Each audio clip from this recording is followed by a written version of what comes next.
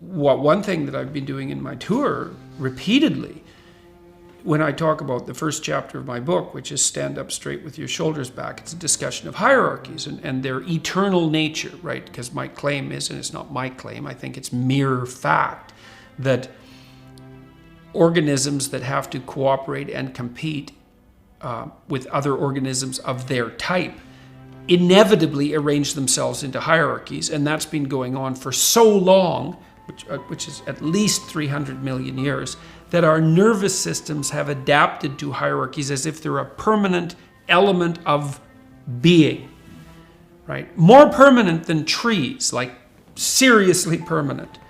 The most fundamental neurochemical, the one that regulates the entire brain, serotonin, is acutely sensitive to hierarchical distinctions. And so that's part of the proposition. So the reason I laid that proposition forward was to say, whatever pitfalls hierarchies might produce, you cannot lay them at the feet of the West, patriarchy, or capitalism. It's like, that's a non-starter. You're wrong. And not just a little bit wrong. You're so seriously wrong that if you insist upon doing that, you won't even achieve your own aims. Because you're actually not grappling with the problem. The problem is, if hierarchies are a problem, which they are, the problem is way more serious than mere capitalism.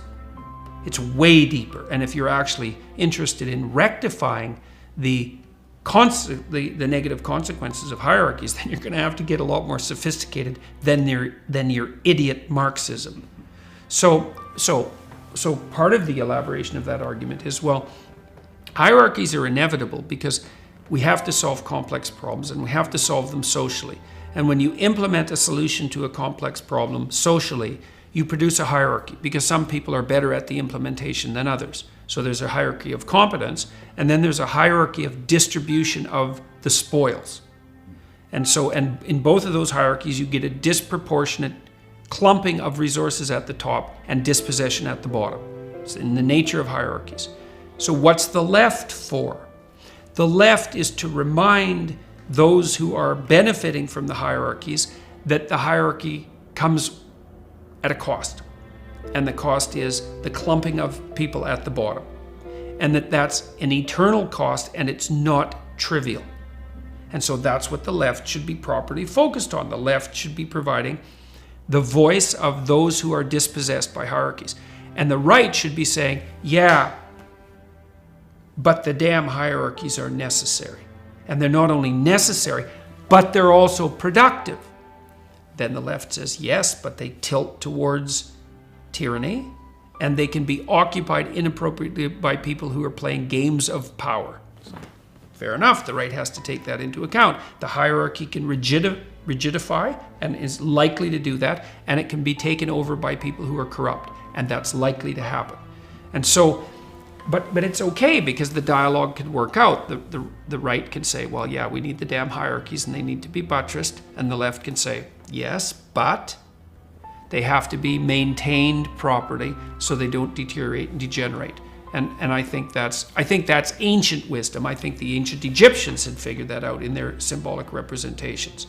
So now, when the left goes too far, it does something like say, well, how about no hierarchies? It's like, no, how about not? Wrong. Because all that happens one of the things that happens if you flatten out the hierarchy is that you can't even organize your perceptions. You can't perceive the world without looking at the world through a hierarchy of value. Because you can't perceive the world unless you make one thing more important than all the other things, because you don't even know what to look at. And if one thing isn't more important than all the other things, then you have nothing to aim at. If you have nothing to aim at, then you have no meaning in your life. So the left can't just demolish the hierarchies in the name of some equality of outcome, let's say, because you blow out the future, you leave people aimless, and you destroy the very institutions that allow people to make competent progress in the world. That's not an acceptable outcome. So we have to agree to live with the tension. Necessity for hierarchies, the proclivity for them to pathologize, and the necessary voice of the left in speaking for the dispossessed.